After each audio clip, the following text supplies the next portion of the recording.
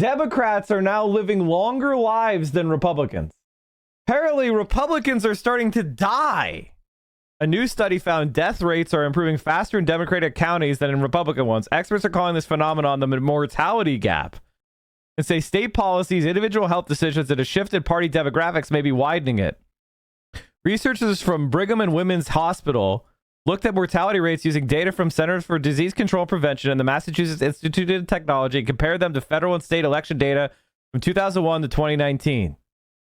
Teamed to compile data for more than 3,000 U.S. counties in all 50 states and found mortality rates decreased by 22% in Democratic counties, but dropped only 11% in Republican counties. We wanted to see whether the political affiliation has an association with death rates in the U.S. Over these 2 decades, the mortality gap between Republicans and Democratic counties has widened quite considerably. Mortality rates in Democratic counties dropped from 850 deaths per 100,000 people to 664. But in Republican counties, mortality rates declined from 867 to 771. The mortality gap widened across leading causes of death in the U.S., including heart disease, cancer, drug overdoses, and suicide. Democratic counties also saw greater reductions in deaths from chronic lower respiratory tract diseases, diabetes, influenza, pneumonia, and kidney disease. When their colleagues stratified the data by race and ethnicity, they found there was little difference between the improvements in mortality rates of Black and Hispanic residents in Democratic and Republican counties. Hey, what do you know, chat? Democrats don't care about Black people. Who fucking knew? The real reason why we think this gap occurred between Democratic and Republican counties is because of what's going on with white Americans. White Americans who live in Democratic areas are much more likely to have great improvements in health compared to white people who live in Republican counties. Although Black and Hispanic Americans in Republican counties saw greater reductions in mortality rate compared to their white counterparts, the study still found Black residents experienced an overall higher mortality rate than any other race and ethnicity, regardless of the county's political leaning. Who knew? I guess this is critical race theory, chat. Uh-oh. Who fucking knew? Health experts say Democratic counties are more likely to adopt policies that benefit health outcomes. Study authors observed a substantial drop in mortality rates in Democratic counties after the Affordable Care Act was passed in 2010. So in other words, Medicare for all would save thousands of people's lives every year. Who fucking knew? Who fucking knew? Can you believe it, chat? If I guess anybody who opposes Medicare for all is an evil son of a bitch.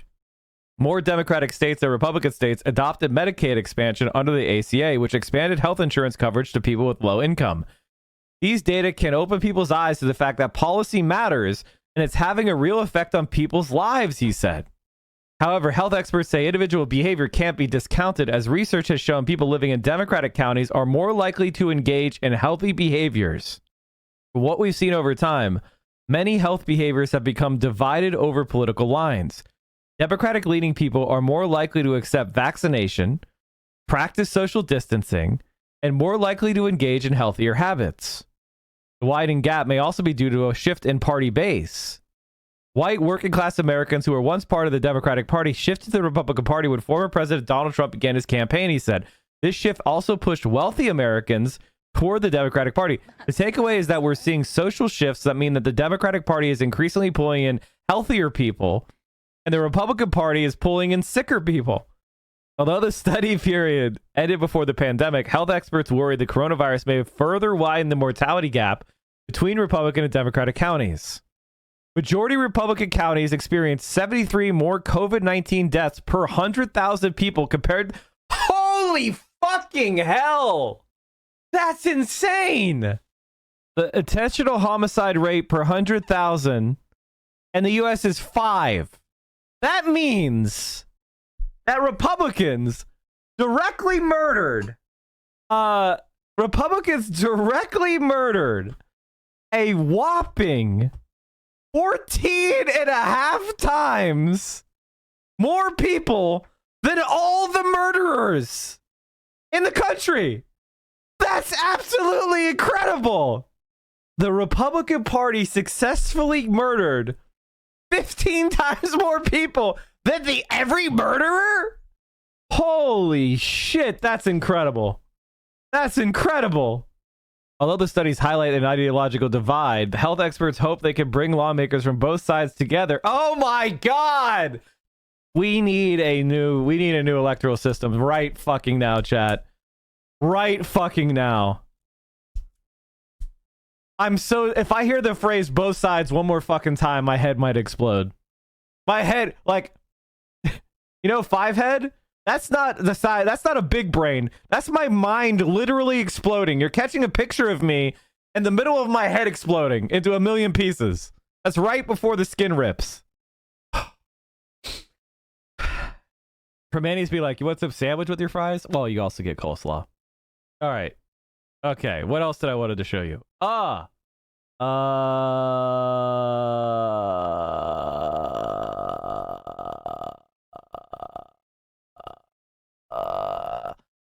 about this, chat?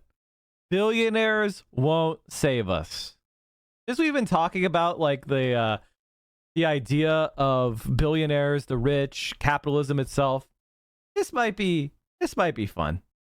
On January 25th, 2021, a group of elite billionaires and political movers convened through their screens for the World Economic Forum, also known as Davos. If ever there was an event that laid bare just how strong the connection between money and power is, this would be it. Across the span of 4 days, thought leaders, politicians, and billionaires basked in the light of their ideas like fair economic and social systems, technologies for good, and how to save the planet. In short, it's a conference for the global ruling class to decide how they think the world should work and to put those ideas into action. Davos is just one example of elite do-gooding and philanthropy in the billionaire class. At first glance, big-ticket donations seem great, especially for climate action. More money towards crucial initiatives, right?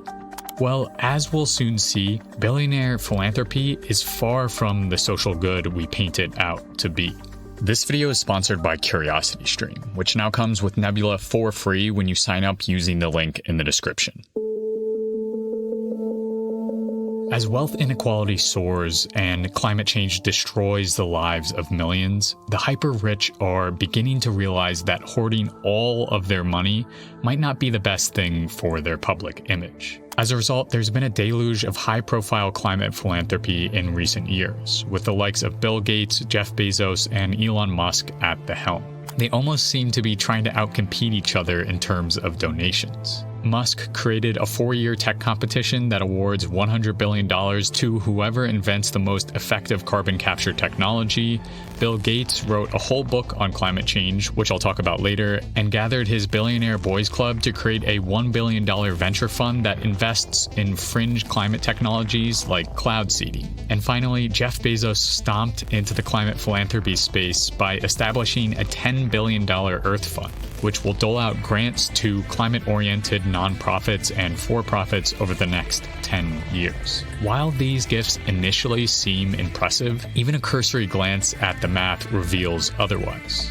Musk's $100 million reward is just 0.06% of his wealth as of writing this. That's the equivalent of someone with a net worth of $40,000 giving away $23. And to add insult to injury, his $100 million prize is actually spread out over a number of different winners and runners-up. So the grand prize is really only $50 million.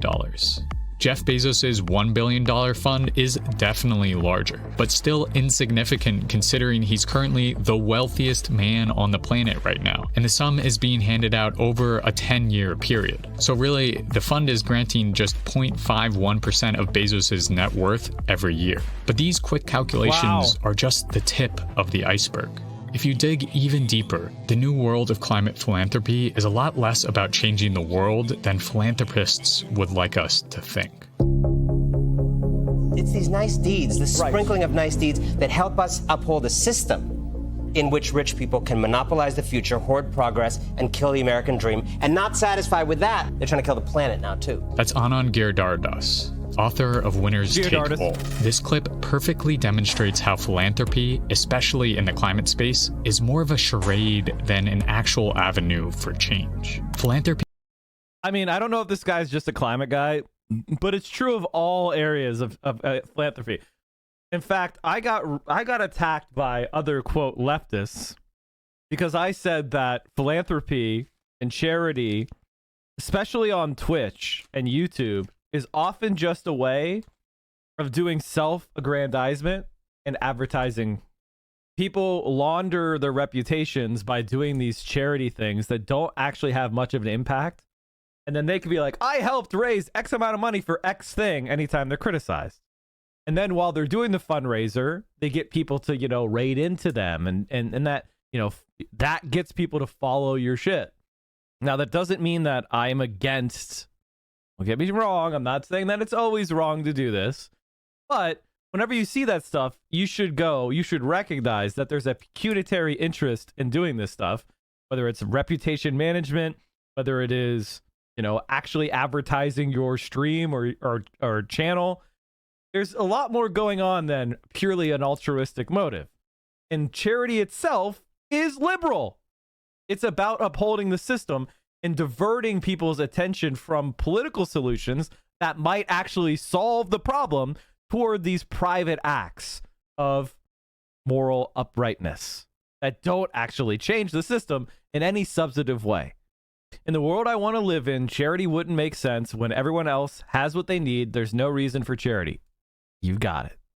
Philanthropy should be seen less as an act of altruism and more as an act of self and wealth preservation. Exactly. Philanthropy, as far back as Rockefeller and Carnegie, works to benefit billionaires. And the fact that I was attacked by leftists for this take and mocked is insane.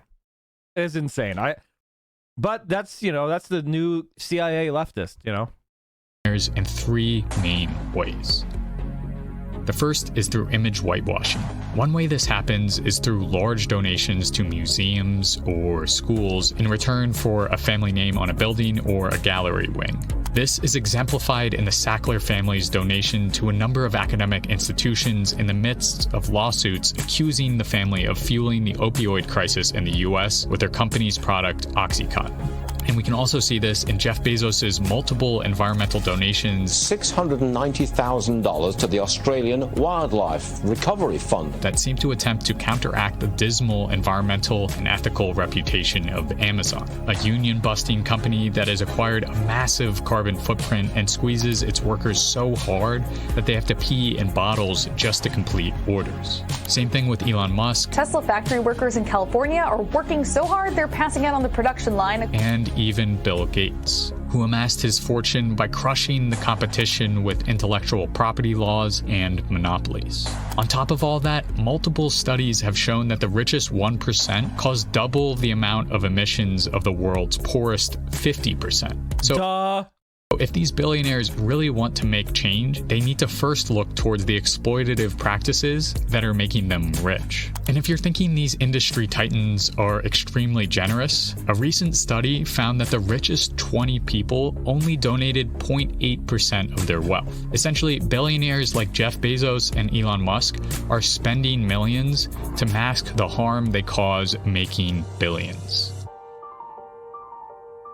This philanthropic whitewashing not only allows billionaires extreme cultural and political influence, but it also allows for even more financial consolidation.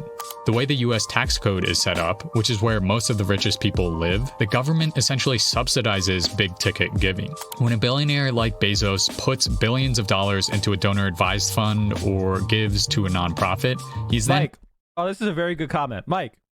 The third sector, aka NGOs and MPOs, is necessitated by neoliberalism because the paradigm has to divest from the public and provide ways for private wealth to launder its power. The third sector does both, exactly. Able to write that amount off in his taxes. Essentially, when Bezos donates $500 million to wildfire relief, he's then taxed less because of that. This robs the government and people of vast sums of money, and then only returns a semblance of that capital under the control of billionaires. This is an inherently undemocratic way to decide how money is distributed in our society. Maybe the most insidious effect of big philanthropy is how billionaires are now changing what change means. I feel much more comfortable with our ability as a private foundation to allocate those funds than I do giving them to the government. Over the past 20 years, small donor donations have decreased while mega donations have increased. The ultra-rich are slowly consolidating funding for nonprofits into the hands of the few. This rise in big-ticket donations means an increased control of what nonprofits and foundations choose to focus on. Simply put, if your organization relies on the money of Jeff Bezos or Elon Musk, you'll be hesitant to criticize Tesla, Amazon, or espouse anti-capitalist views lest they pull your funding. A collective of radical feminists of color, Insight, write about this struggle in the intro to their anthology, The Revolution Will Not Be Funded. After securing funding from the Ford Foundation in early 2004, Insight developed 2 projects dedicated to abolishing state and interpersonal violence. Yet 6 months later, the Ford Foundation suddenly pulled its funding because of Insight's vocal support of the Palestinian liberation struggle. On a more personal note, this year I took a sponsorship from Bill Gates' private office to promote his new book, an act which I very much regret. Not only were some of the solutions in his book questionable, but I had to water down my criticism of Bill Gates to 1 line for fear of losing the sponsorship. I've since redistributed the money I received from the sponsorship, but the mere act of self-censorship was illuminating for me. Dude, I love this man. By the way, Kyrgyzstan took the same money. $600,000 for his early YouTube channel. Notice how Bill Gates is going around targeting people? Imagine what you could do with $500,000 for a YouTube channel. Ad Empanada again. If I, who wasn't reliant on that ad revenue to continue the channel, wasn't able to criticize Gates, what does that mean for a nonprofit whose very existence is tied to the quote-unquote generosity of the billionaire class? Both these instances revealed the power of financial donations as a way to control progress. Big gifts come with big asterisks. Some stipulations might just be a name on a building or a seat on the board, but some can also mean dragging organizations away from radical change and into tinkering with the status quo. They co-op organizations and even whole departments in universities and steer them with financial capital away from substantial systems change. This is at its core undemocratic. Who decided that Bill Gates gets to be the czar of global health, or that Elon Musk gets to rule over all things electric cars and space? The moment we began to rely on the unelected, wealthy few to create change was the moment we were held hostage to their political whims. The reality is that big philanthropy helps to uphold the very system that is trashing the planet, exploiting workers, and making the ultra-rich richer. The money that Gates and Musk are committing to climate action, for example, only seem to entrench their techno-optimist worldview. They're pouring billions into untested technological solutions like cloud seeding and carbon capture that have yet to be tested at scale. While these technologies are important to understand and research, they are certainly not the answer to climate change like Musk and Gates seem to think. In addition, these techno solutions are appealing to the likes of Gates and Musk because they don't require— I unsubbed after them, the bad Empanada fight they had. I couldn't support them after that. Wait, what? What fight? What fight? I mean, I think I disagree with him all the time on some of his other stuff, but like, who cares? He makes important videos that are decent. He wants to criticize streaming. I don't give a shit. It's funny. Oh, Kyrgyzstan. You know, I like Kyrgyzstan videos. I do. They're good videos a lot of the time. They're also neoliberal and liberal. I don't know what to tell you. Doesn't mean that he can't have some good takes. Of course he does. He has good videos on some issues, but like, recognize what it is.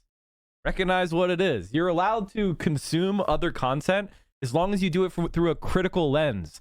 And you don't just accept everything coming through the fucking screen as right. And the most recent climate video was dog shit. And when we watched it, I told you it was dog shit.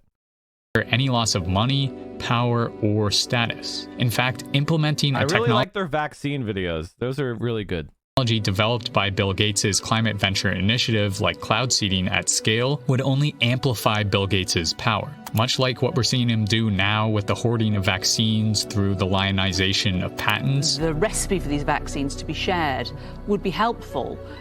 Do you think that would be helpful? No.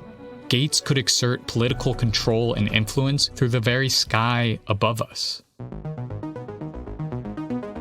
The reality is that true climate action will not be funded by billionaires. The world they live in and the system that has made them rich is the very same one that is fueling the climate crisis. The average billionaire has the same carbon footprint as 1,638 people combined. Bro. Same one that is fueling the climate crisis. True progress and true action means taking power away from billionaires through heavy taxation and the simultaneous building of movements rooted in truly democratic and collective ideals. Jeff Bezos and Elon Musk don't know what small towns and city neighborhoods need. Only the residents know. So these billionaires shouldn't be the ones deciding the course of action. Take, for example, Mark Zuckerberg. In his arrogance, he threw $100 billion at Newark to revitalize the city's school system. The man had barely even visited the place, and after funneling $100 million into a foundation, not much changed. In part because the foundation had little interaction with any of Newark's community groups or residents. And Newark's mayor at the time heavily criticized Zuckerberg, saying you can't just cobble up a bunch of money and drop it in the middle of the street and say, this is gonna fix everything. Real changes in terms of climate action and justice more broadly means transforming the entire world through people-oriented movements. We need to move from worker exploitation to worker liberation, from environmental degradation to environmental stewardship, from white supremacy to racial justice. And this can't happen if billionaires are still hoarding wealth and deciding what change they feel comfortable with. If, for example, instead of keeping it, Jeff Bezos redistributed the wealth he gained in the pandemic to Amazon workers, they would each receive a bonus worth $105,000. Taxing the wealthy is essential in the struggle for progress, but it's not the only thing we can do. Imagine how that $105,000 to each Amazon worker would change their lives. That's a down payment for a house. That's paying off your undergrad student loans. That's why. I mean, like, it's a life transforming number. Doesn't mean you never have to work again, but it rapidly takes you into a point where you could start building your own personal wealth. Isn't that what some Chinese companies did? Yes, it is. There was a Chinese company that was forced to give bonuses. Chinese company gives 70, I think it was 70K bonus. Is it ByteDance? It said full-time employees who have worked for 26 or more working days between July to August will be given a bonus worth half their August base salary. Huawei said it would hand out 2 billion yuan in cash rewards to staff as a mark of recognition for the work in the face of U.S. trade blacklisting. 286 million bonus for helping it ride out U.S. curbs. It will double the pay for almost 190,000 workers, a company spokesman said. Cash rewards will likely go to research and development teams and those working to shift the company's supply chains away from the United States. Really smart, really good, really good. I like how we're trying to make China an enemy. Really smart, really good move. Within our communities towards mutual aid groups or grassroots organizations building people power like Insight, instead of looking towards the scraps that capitalist monarchs throw us, is essential because climate and justice solutions will only last if they are created by and for communities. Real change means the loss of power for billionaires and the transference of that. 100K won't get a down payment if the house costs 600K like it does here in Seattle. If the house is 600K, you need a 20% down payment, which is 120,000. So it's roughly a down payment. And 600K in Seattle seems cheap. Yeah, true. Power into the hands of billions. You only need to put 5% down if it's the first-time home buyer. Yeah, there's all sorts of programs for lesser down payment, but typically 20% down payment is a standard loan. You might have noticed that I barely touched on the massive donations coming from conservative billionaires like the Koch family. Well, I actually did write a section all about conservative billionaires and their political influence, but it didn't really fit well with the rest of the video. So I've uploaded that section as an extended edition of this video on the streaming platform my creator friends and I built called Nebula. That bonus content replaces this ad because there are no ads on Nebula, and you'll not only see a lot of extended extended editions, exclusive content, and ad-free videos over on Nebula from me, but also from channels like Second Thought and Polymatter. Nebula allows viewers to support creators directly, so they don't have to worry about the pesky YouTube algorithm or financial stability. Nebula is creators for my viewer climate, but thanks so much for watching all the way to the end. If you've already signed up for Curiosity Stream, you can also support me by... Okay. Good video. Good video. 100K would make my career and help my mom and brother so much. Yeah, exactly. Many never pay off their house. This day and age, we get the mortgage going as a step up when much owned by a corp housing with high up. Obviously, you want to own the property. Even though you have a mortgage, owning a property is better than paying rent. Why? Because you gain the upside of the underlying asset. If the underlying asset goes up in price faster than inflation or faster than your interest rate, you are gaining wealth. And there's all sorts of tax subsidies to own a home. It's worth owning a home because you don't pay mortgage interest. That's tax deductible. You have the tax deduction of your mortgage interest, plus you have the upside of the underlying asset. Owning your own home is why so many people that are from the baby boomers have wealth. Favorite video game? Somebody asked me what my favorite video game is. My favorite video game of all time, I don't know. There's a lot of good games. You get 30 years of rent control. That too. Exactly. You know exactly. You're paying the same rent for 30 years. That's what a mortgage is. Assassin's Creed Unity. That's right. You got it. 30 years of rent control. Now you still have to, hey, maybe you'll have to pay for issues that come up in the property, maintenance fees or maintenance costs. But those are not going to expand that much. So far in my life, I've spent $130,000 on rent. That is $130,000 that will never come back to my pocket ever. Correct. And, if you have a good, solid job, I would, listen, I'm not going to give you financial advice. Never mind. I'm not crazy. Are you watching the stream unsubbed? You're making income inequality worse. You are doing anti-praxis. We are the only Twitch stream that will not accept scam advertisers, and I will never fuck you over by selling you crap